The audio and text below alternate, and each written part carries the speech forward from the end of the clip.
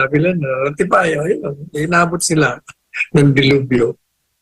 Sa akin, no, mayroon tayong karapatan na magpayag ng ating mga damdamin. Pero hindi po pwede puro sa mga group chat, mga text. Kailangan, no, lumabas tayo. At ang akin naman suggestion dyan sa mga rally organizers, pag nagra-rally tayo, huwag niyong papasukin yung mga questionable character. Nasisira ang rally. Pag pinapagsalita niyo yung mga questionable yung mga reputasyon, kaya maraming ayaw sumama. Kailangan yung mga taong bayan ang pagsalitain niyo dyan.